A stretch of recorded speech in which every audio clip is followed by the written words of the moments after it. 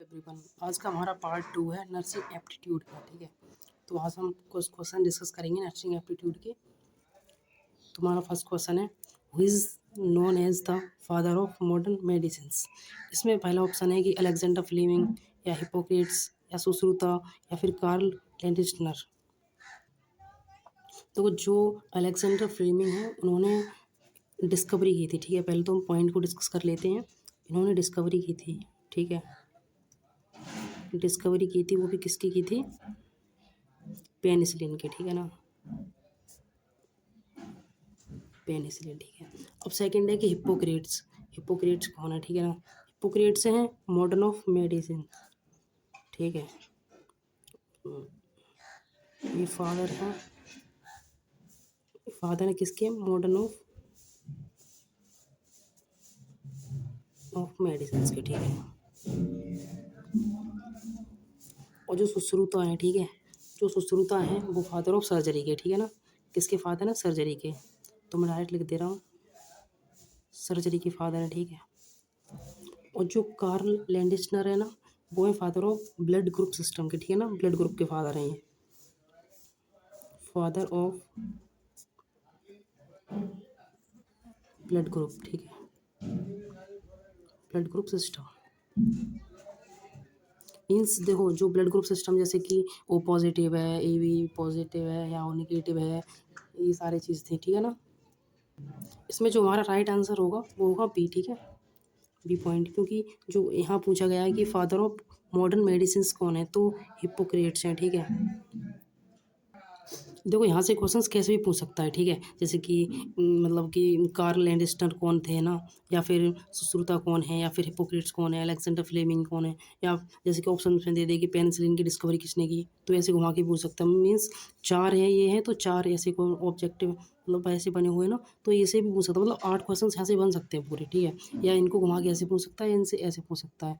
ठीक है ना, जैसे कि कार्ल लैंडस्टर कौन है कि मतलब ब्लड ग्रुप सिस्टम के फादर हैं। ठीक है, या पूछ सकता है कि father of blood group system, तो कार्ल लैंडस्टर। ठीक है, फादर ऑफ सर्जरी, सर्जरी के फादर मतलब कौन थे? सुश्रुता। या फिर सुश्रुता कौन है? Father of surgery. ऐसे पूछ सकता है। ठीक है ना, तो यहाँ से अपने 8 क्वेश्चन लगभग कवर हो जाते हैं। ठीक है, अपना नेक्स्ट है, अब जो हमारा नेक्स्ट क्वेश्चन है वो है कि which blood group is known as the universal donor. ठीक है, यूनिवर्सल डोनर रहता है वो तो हमारा मतलब जो सी पॉइंट है वो वाला है। ठीक है, और जो डी है जैसे कि ये भी, ये रहता है यूनिवर्सल रिसीवर। ठीक है,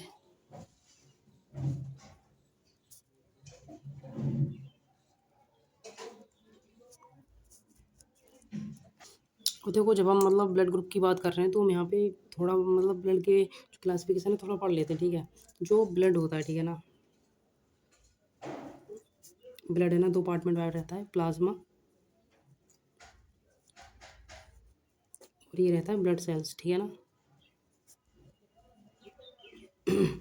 जो प्लाज्मा रहता है इसमें ना एल्बुमिन, ग्लोबुलिन और फिब्रिनोजेंस होते हैं ना, तो एल्बुमिन और ग्लोबुलिन।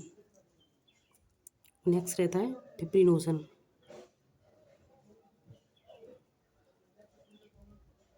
होगा। ठीक है, यहाँ पे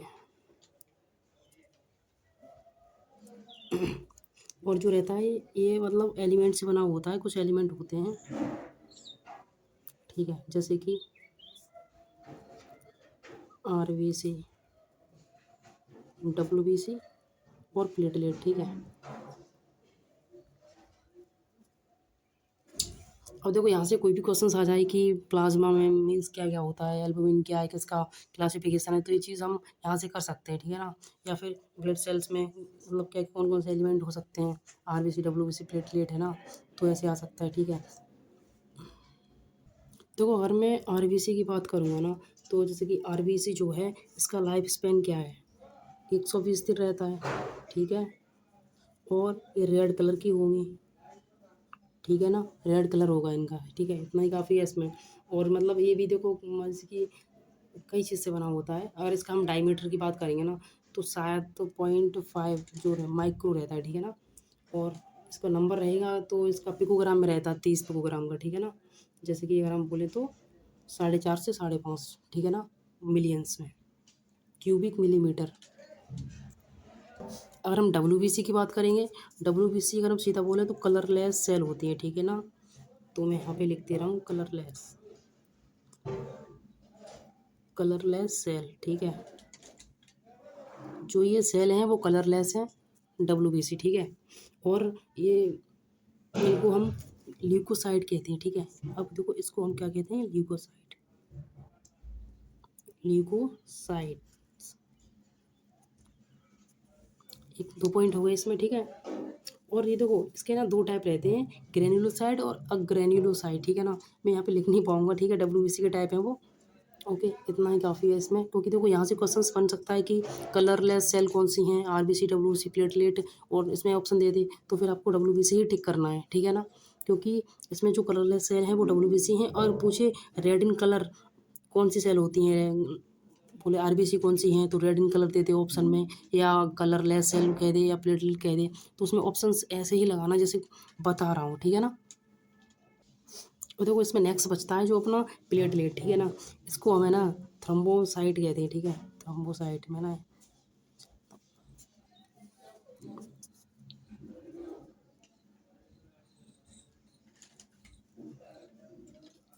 देखो जब थ्रोम्बोसाइट बोल रहे हैं ना, तो इसका मतलब ये है कि ये ना थ्रोम्बस बनाएगा। जैसे कि कहीं पे अगर इंजरी वगैरह हो जाती है ब्लड वेसल से, या फिर कहीं भी जहाँ ब्लड निकलता है, तो वहाँ पे ये थ्रोम्बस बनाता है, जो प्लेटलेट प्लग करके, ठीक है ना। जैसे कि एग्रीगेशन वगैरह और फिब्रिन्स मैश करके, है ना। तो वो प्रोसेस रहती है, बट यहाँ पे हमको सिर्फ इसका नाम ही समझना है, क्योंकि जो क्वेश्चंस आते हैं सिर्फ यहाँ से यही बनता है कि जो प्लेटलेट का दूसरा नाम क्या है, आरबीसी का दूसरा नाम क्या है, ऐसे पूछता है। डब्ल्यूबीसी का दूसरा नाम क्या है, इनका मतलब जो टाइम पीरियड क्या है ना। अब इसका टाइम पीरियड जो रहता है वो 7 से 11 दिन रहता है, ठीक है ना, 11 डेज तक। ओके, अब इतना काफ़ी है शायद मेरे हिसाब से। और देखो प्लेटलेट जो है, मतलब प्लेटलेट कितनी रहती हैं अमाउंट में, जैसे कि प्लेटलेट लगभग 1.5 से 4.5 तक रहती हैं, 1.5 to 4 लाख, ठीक है। 4 लाख और क्यूबिक मीटर, ठीक है ना, मिलीमीटर है यहाँ पर, ठीक है ना। यहाँ पे देखो ये वैल्यू भी पूछ सकता है, ठीक है ना, ये ध्यान रखना, ये बहुत इंपॉर्टेंट है यहाँ पे।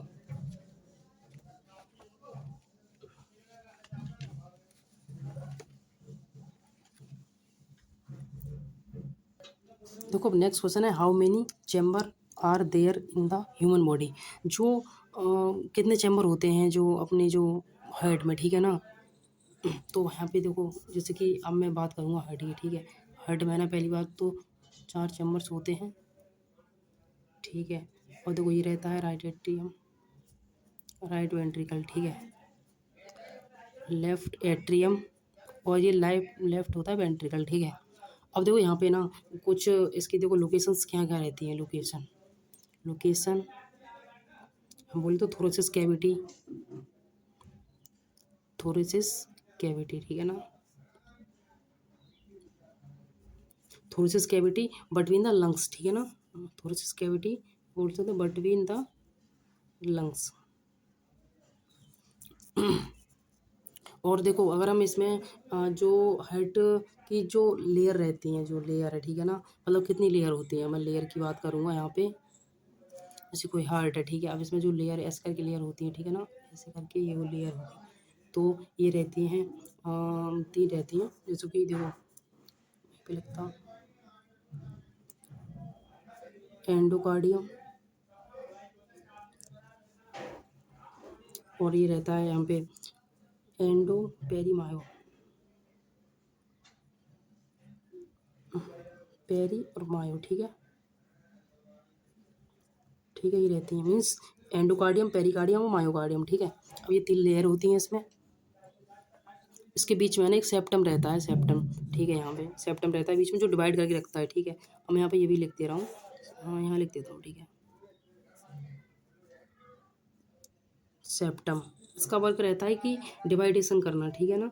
मीन्स जो इसमें जो मतलब हैं, जैसे कि राइट साइड है कौन सा है, हमें पता नहीं पड़ेगा ना, अगर हम मतलब अगर हम ये लेयर हटा दें, इसमें पता नहीं पड़ेगा राइट वेंट्रिकल मतलब कौन क्या है क्या नहीं है ना। तो वही चीज़ें हैं कि इसको है ना डिवाइड करके रखता है। अब देखो डिवाइड करता कौन है वो भी पता होना चाहिए। तो जो बॉल की जो टिश्यू है ना, जो बॉल्स हैं उसमें, ठीक है ना, बॉल ऑफ टिश्यू, ठीक है ना, बॉल ऑफ टिश्यूज, यही करते हैं division, left and right, left and right, ठीक है।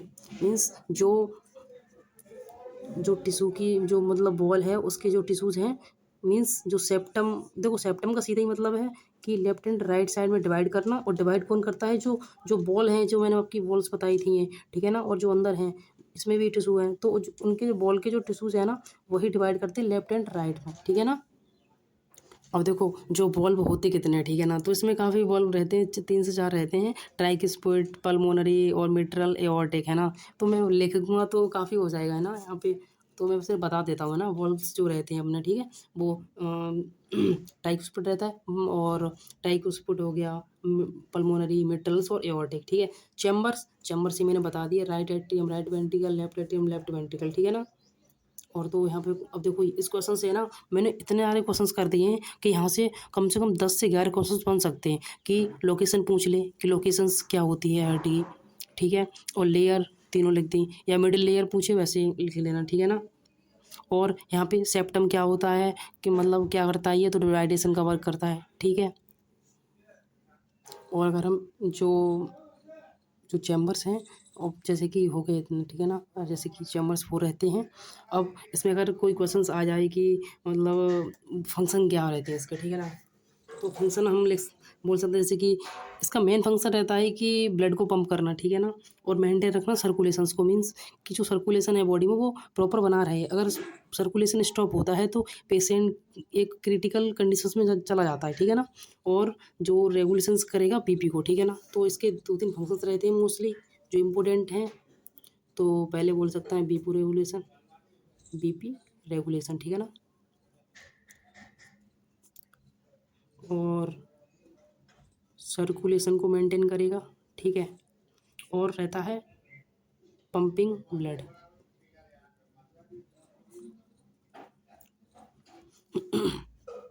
तो यहाँ से अब कम से कम 10 से लेके 12 क्वेश्चंस हो गए आराम से, ठीक है ना। यहाँ से कैसे भी क्वेश्चंस आता है हर्ट से रिलेटेड तो आप कर सकते हो आराम से, ठीक है ना। अब नेक्स्ट क्वेश्चन पे चलते हैं हम। तो नेक्स्ट क्वेश्चन है अपना, who is known as first nurse in India. Means जो देखो यहाँ पे ना, यहाँ फर्स्ट नर्स मत देखो, फर्स्ट नर्स की बात अगर हम फर्स्ट नर्स तक बात करेंगे तो क्वेश्चंस अलग जाएगा, और अगर इन इंडिया में बात करेंगे तो क्वेश्चंस अलग जाएगा, ठीक है ना। अब देखो तुम ये चीज़ तो जानते हो कि इंडिया के जो नेम रहते हैं वो बहुत मतलब सब जानते हैं कि यार कैसे नेम रहते हैं, कि जैसे कि अब देखो सीधा दिख रहा होगा इसमें, अब देखो पहला है फ्लोरेंस नाइटिंगेल, दूसरा बाई काशीबी, है ना, गणपत, ठीक है। अब देखो गणपत आ रहा है, ठीक है ना, गणपत आ रहा है यहाँ पे नाम, ठीक है। अब लिंडा रिचार्ड्स, ठीक है ना, ऑल तो नहीं हो सकते, ये ऑप्शन अपना गलत है, ठीक है। और ये तो नहीं है अभी, ठीक है ना, क्योंकि इंडिया की बात चल रही है। और देखो अब इसका है ये बी पॉइंट, ठीक है ना। तो देखो जो फर्स्ट नर्स थी वो हमारी इंडिया की जो थी वो थी बाई काशीबी गणपत, ठीक है ना। मीन्स देखो पहले होता क्या था कि जो पति का नाम भी साथ लगाया जाता था, तो इसलिए जो नाम है पीछे लगा हुआ है, ठीक है ना। अब इसमें देखो अगर हम बात करेंगे ना, अगर जैसे कि फर्स्ट नर्स वर्ल्ड की बात करेंगे, वर्ल्ड में कौन थी फर्स्ट नर्स, तो ये थी फर्स्ट नर्स इन वर्ल्ड, ठीक है ना। और जो इन्वायरमेंटल जो थ्योरी दी थी वो इन्होंने दी थी, जैसे कि देखो इन्वायरमेंटल थ्योरी दी थी इन्होंने, ठीक है ना। तो इन्वायरमेंटल थ्योरी, ठीक है। अब देखो हमने ये भी पता चल गया हमको कि फ्लोरेंस नाइटिंगेल कौन थी, ठीक है ना। और देखो जो फ्लोरेंस नाइटिंगेल हैं इनके जो तो इटली की थी, ये भी हम लिख सकते हैं, ठीक है ना, इसमें ये इटली की थी, ओके। मैंने प्रीवियस क्लास में इसको ना ठीक से बता दिया है ना। और यहाँ पे ना मैं एक जो पॉइंट था मैं उस दिन बताया, थोड़ा कंफ्यूज था, तो मैं वो भी क्लियर कर दूँ। इनको जो बोलते हैं ना लेडी विद लैम्प बोलते हैं, ठीक है ना, लेडी विद लैम्प। अच्छा लेडी विद लैम्प क्यों बोलते हैं ना, ये भी तो पता होना चाहिए ना, क्योंकि पहले क्या होता था, जैसे कि पेशेंट वगैरह होते थे, तो पहले इतना तो मतलब इम्प्रूवमेंट नहीं था कि हर जगह लाइट हो, तो ये हाथ में लैंप लेके जाती थी पेशेंट को देखने कि ठीक है, क्या प्रॉब्लम है क्या नहीं है, तो इसलिए इनको लेडी विथ लैंप भी बोला गया, ठीक है ना। और जो देखो इसमें सी पॉइंट है, लिंडा रिचर्ड्स, तो ये जो थी, ये फर्स्ट नर्स थी, ये भी कहाँ की थी, यूएस की थी, ठीक है ना। तो यहाँ पे लिख सकते हैं फर्स्ट नर्स, वो कहाँ की थी, इन यूएस, ठीक है ना।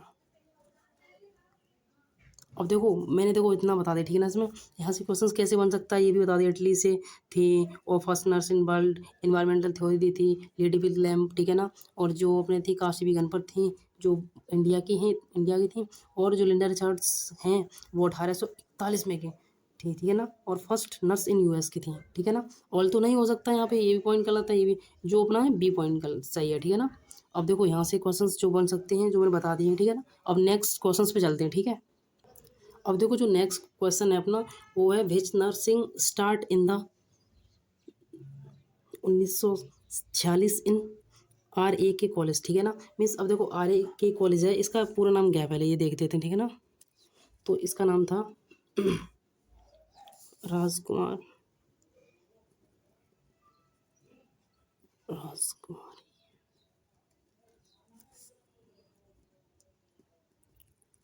अमृत कौर, ठीक है। तो राजकुमारी अमृत कौर, ठीक है ना, कॉलेज इसका नाम था पहले। अब देखो इस यहाँ पे बात की गई है नर्सिंग की, देखो जीएनएम एएनएम, उसके बाद नेक्स्ट पॉइंट है बीएससी नर्सिंग या फिर पीएचडी, ठीक है। अब यहाँ पे है ना, हमें पहले इनके नाम जो फुल फॉर्म है वो ही पता होना चाहिए, ठीक है ना, तो उसके बाद पॉइंट पे आएंगे। अब देखो जो एएनएम है ना, इसको हम बोलते हैं ऑक्सिलरी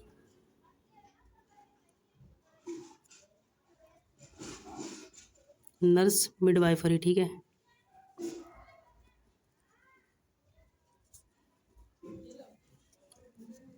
और जो जीएनएम होता है वो जनरल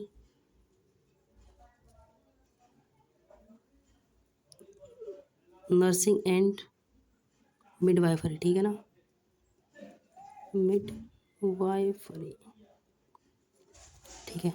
और जो बीएससी नर्सिंग की फुल फॉर्म रहती है वो रहती है अपनी bachelor of science in nursing, ठीक है ना। तो bachelor of science in nursing. और देखो पीएचडी भी की तो पता चले, क्योंकि पीएचडी की भी फुल फॉर्म आ सकती है उसमें, ठीक है ना। तो ये भी कर लेते हैं, इसकी रहती है master of science in nursing.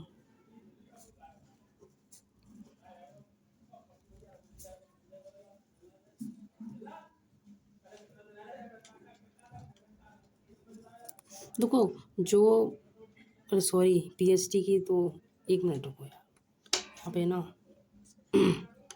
यहाँ पे ना एमएससी ही होगा, ठीक है ना, गलत हो गया यहाँ पे थोड़ा, एक मिनट में इसको ठीक करता हूँ, ठीक है। ये ऑप्शन ना मैंने खुद से ही बनाया था, क्योंकि मैं ना चाह रहा था कि जो ये देखो यहाँ से ना क्वेश्चंस बनते हैं कि एनएम की फुल फॉर्म क्या है, जीएनएम की फुल फॉर्म क्या है, बीएससी नर्सिंग की फुल फॉर्म क्या है, या फिर इसके बारे में पूरा मतलब पूछ लेता है। तो यहाँ पे ना पीएचडी लिख गया था दिमाग में, मतलब चल रहा था कुछ और, यहाँ कुछ और लिख गया, इसलिए हो गया ऐसा। वैसे मतलब क्योंकि मैंने ये भी लिख रखा है, क्योंकि यहाँ से ना एमएससी नर्सिंग से ना ये क्वेश्चंस आते हैं यहाँ से, इसलिए मैंने ये भी मतलब पॉइंट अपनी तरफ से लिखा था इसमें। अब देखो यहाँ पे अपन देखते हैं कि तो जो अपना which nursing start in the 1946 in R A K college, means जो नर्सिंग कब स्टार्ट हुआ था। तो देखो ये तो पता है 1946 में स्टार्ट हुआ, आर ए के कॉलेज में भी हुआ था, ठीक है ना। लेकिन क्या स्टार्ट हुआ था, एएनएम हुई थी, जीएनएम हुई थी, या फिर बीएससी नर्सिंग हुई थी।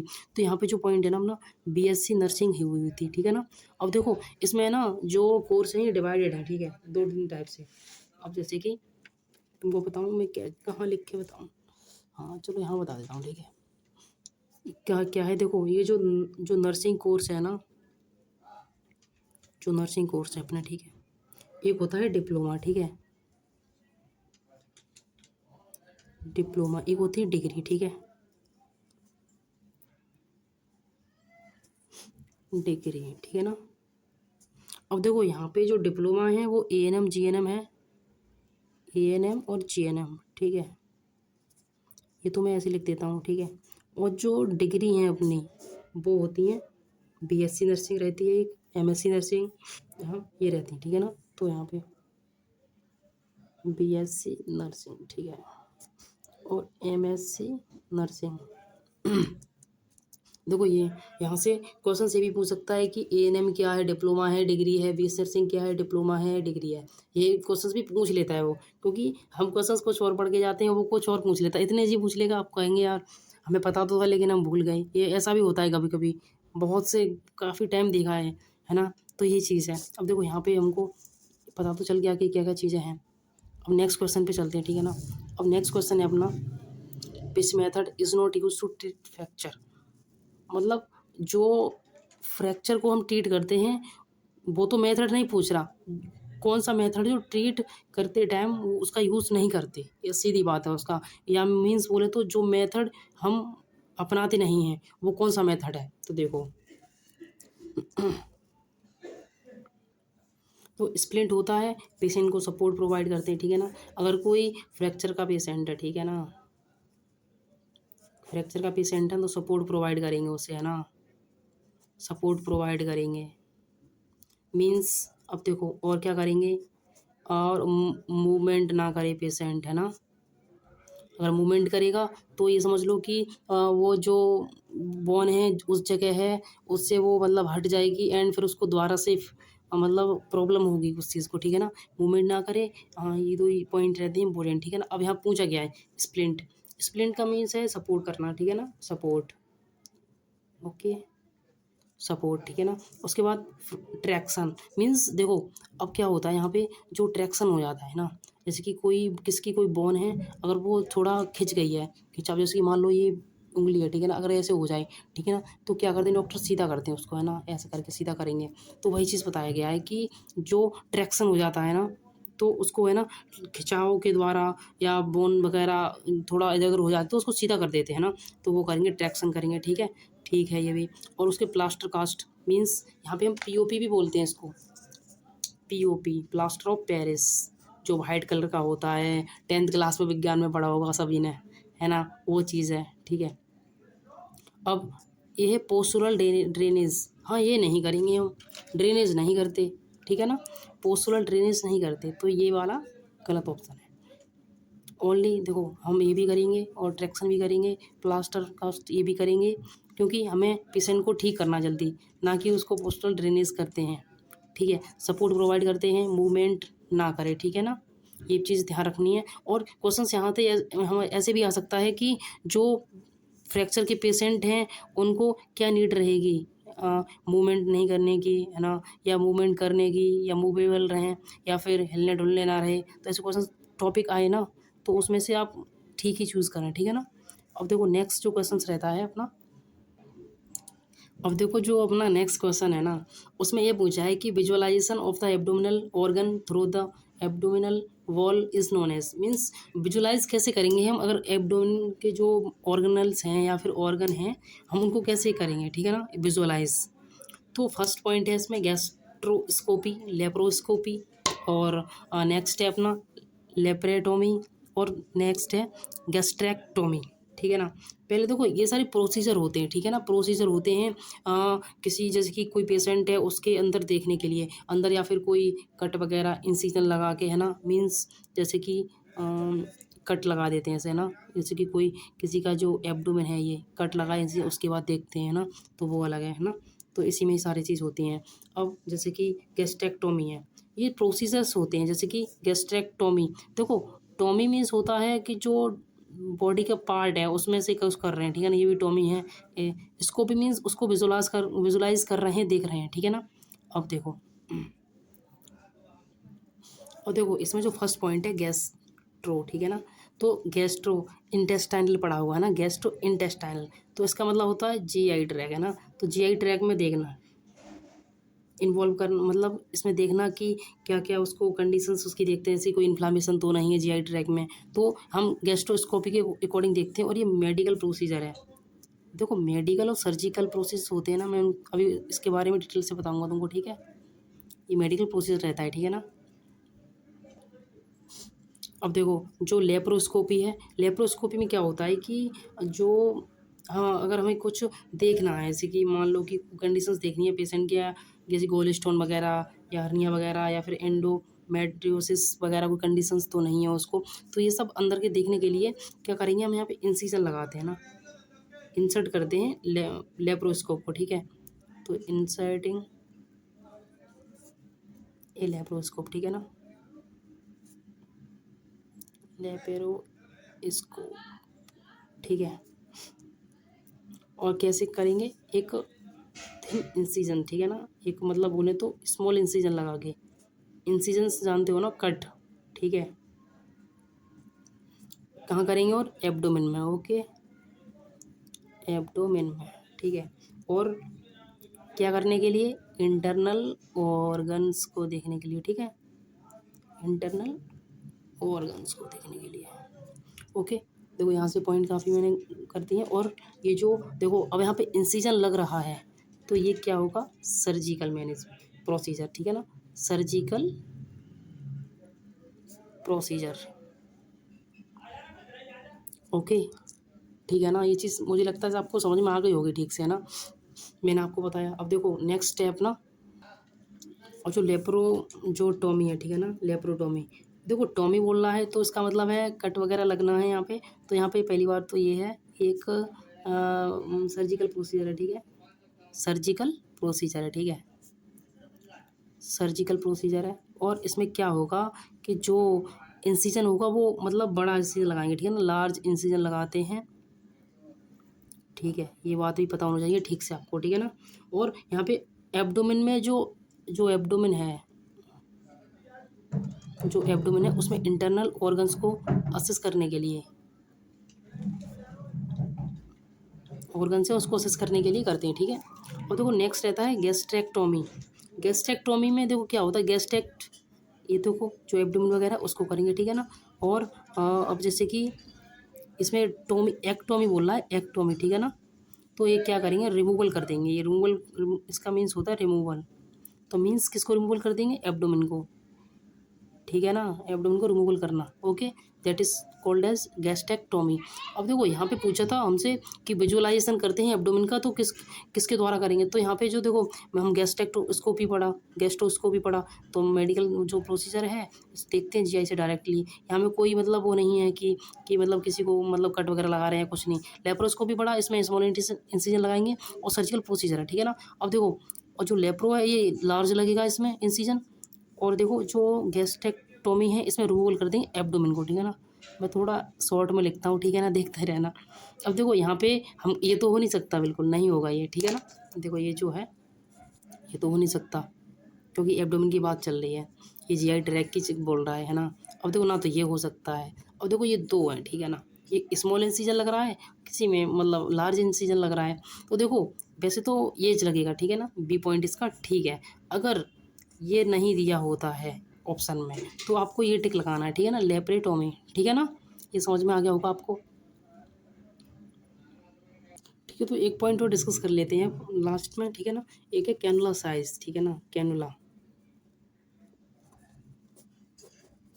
कैनुला के बारे में, ठीक है ना। देखो कैनुला यूज़ क्यों करते हैं, पहली बात क्योंकि बॉडी जो है कभी हाइड्रेट हो जाती है ना, तो उसके लिए जैसे कि मीन्स किसी को वोमिटिंग का पेशेंट है कोई, या वोमिटिंग हो गया था ना, कोई वोमिटिंग हो गया, या फिर कोई डायरिया का पेशेंट है ना, मीन्स उसको डायरिया ज़्यादा हुई, ठीक है ना। तो क्या करते हैं, क्योंकि उसके अंदर जो बॉडी में जो फ्लूइड है, जो बॉडी का जो फ्लूइड है वो आउटेक हो चुका है, मीन्स जो जा मतलब बॉडी में नहीं रहा है, तो वहाँ पे हाइपोवोलेमिया की कंडीशंस हो चुकी है, हाइपोवोल्यूमिया, ठीक है ना। जब हाइपोवोलेमिया की कंडीशंस होगी तो उसको बहुत प्रॉब्लम क्रिएट हो सकती है, ठीक है ना। उस टाइम पे क्या करेंगे, तुम क्लिनिक पे जाते हो या फिर हॉस्पिटल जाओगे ना, तो वो डायरेक्ट है ना डॉक्टर प्रिस्क्राइब करेंगे, डायरेक्ट ही तुमको कैनुला लगाएंगे एंड उसके बाद फ्लूइड स्टार्ट कर देंगे लगाना, एंड जो उनका ट्रीटमेंट रहता है उसके अकॉर्डिंग वो चलाते रहेंगे, ठीक है ना। तो इसलिए हम यूज़ करते हैं कैनुला का, क्योंकि आईवी के थ्रू देते हैं ना, तो जैसे कि ये आईवी के थ्रू देंगे, है ना। अब जैसे कि मैं इसको ना बताता हूँ, ठीक है, कौन कौन से कैनुला होते हैं और कैसे होते हैं, ठीक है ना। एक होता है 24 नंबर का, ठीक है ना, 24 गॉज, देखो गोज लिखा हुआ होता है, ठीक है ना, ये वाला 24, उसके बाद रहता है 22 गोज, उसके बाद रहता है 20 गोज, उसके बाद रहता है 18 गोज, उसके बाद रहता है 16 गोज, उसके बाद रहता है 14 गोज, ठीक है। अब देखो, ठीक है ना, ठीक से समझना इस चीज़ को, है ना, क्योंकि ये पूछता है यहाँ से क्वेश्चंस। अब देखो यहाँ पे तो 24 वाला है ना, ये येलो होगा कलर में, ठीक है, 24 येलो होगा, और जो 22 है ये ब्लू होगा, ब्लू होगा, और 20 है वो पिंक होगा, जो 18 है वो ग्रीन होगा, ठीक है, और जो 16 है वो ग्रे होगा, ठीक है, और जो 14 है वो ऑरेंज होगा। ओके, अब देखो इतना हो गया, ठीक है, ये तो हो गया अपने कलर, ठीक है ना, मीन्स जो ये हो गया साइज हो गया, ठीक है ना, मीन्स देखो जो कैनोला के जो साइज हैं ये क्या कलर हैं। अब मैं बताता हूँ, इसमें थोड़ा और ऐड करता हूँ, ठीक है, कि हम कब कब क्या देते हैं। देखो इसका है ना क्या चलता है कि एक प्रोसेस चलता है, ये ऐसे चलेगा प्रोसेस, ठीक है, मीन्स यूज़ कब होगा ये वाला, ठीक है। अब देखो यूजेस बताता हूँ, ठीक है। और देखो 24 गोज जो होता है वो 24 गोज का होता है, वो मोस्टली हम चिल्ड्रन में यूज़ करते हैं, ठीक है ना, चिल्ड्रन में, क्योंकि देखो ये नंबर बढ़ता जाएगा उतना उतनी ही छोटी कैनुला होती जाएगी, मतलब मीन्स जो उसकी जो वेन है, मतलब बोले तो जो उसकी निडल है लास्ट में जो है वो है ना, जैसे कि अभी जितना छोटा होगा उतनी पतली होती जाएगी, लेकिन जितना ये छोटे होते जाएंगे नंबर में, उसकी जो नीडल है ना उतनी बड़ी होती जाएगी, ठीक है ना। तो देखो क्या होता है कि जो 24 कोस का रहता है वो चिल्ड्रन में लगेगा, और चिल्ड्रन में लगेगा क्यों, अब देखो मैंने बताया तो शायद तुमको समझ में नहीं आया होगा। चिल्ड्रंस की जो वेन्स होती है ना वो बहुत नैरो होती हैं, बहुत पतली होती हैं, तो ये जो रहता है ये भी बहुत पतला रहता है, तो इसलिए इसको यूज़ करते हैं येलो वाले को, ठीक है ना। अब देखो जो ब्लू रहता है,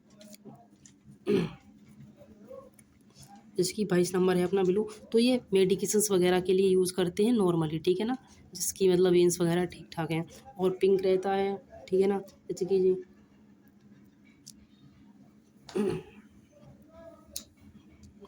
ये भी हम मेडिकेशंस और ब्लड ट्रांसफ्यूज़न के लिए भी कर सकते हैं, ठीक है ना, ब्लड ट्रांसफ्यूज़न, ओके। और जो ग्रीन हो गया, ठीक है ना, या फिर 18, 16 और 14वां, ठीक है ना। अब देखो जो 14वां गोज है, ठीक है ना, ये क्या करते हैं इसमें रैपिडली, अगर रैपिड ट्रांसफ्यूज़न करते हैं, ठीक है ना, तब यूज़ करते हैं इसका। अब रैपिड ट्रांसफ्यूज़न किसका करेंगे, देखो फ्लूइड भी हो सकता है और ब्लड भी हो सकता है, ठीक है ना, ब्लड भी या फिर फ्लूइड, ठीक है ना, उसके लिए यूज़ करते हैं, ओके। आई होप यहाँ तक तुमको समझ में आ गया होगा। देखो ये भी है ना, ये भी मतलब कि ये भी रैपिडली करते हैं यूज़ इसका, ठीक है। अब ये ग्रो है, ये मीडियम है, मीन्स इसको हम मेडिकेशंस भी दे सकते हैं और ब्लड ट्रांसफ्यूजन भी कर सकते हैं अकॉर्डिंग टू जो पेशेंट की वेन्स हैं उसके अकॉर्डिंग।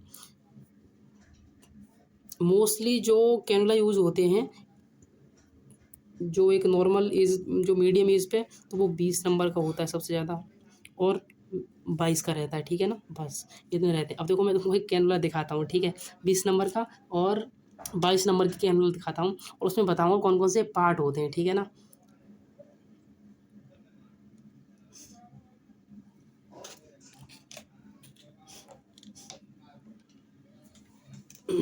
देखो ये कैनुला है, ठीक है ना, ये कैनुला है, देखो पीछे दिखाता हूँ आपको, ये दिख रहा है, देखो कैनुला G20 मीन्स, देखो तो मैंने बताया जो 20 लिखा हुआ है, 20 नंबर G लिखा हुआ है, ठीक है ना, ये G20 लिखा हुआ है। उसके बाद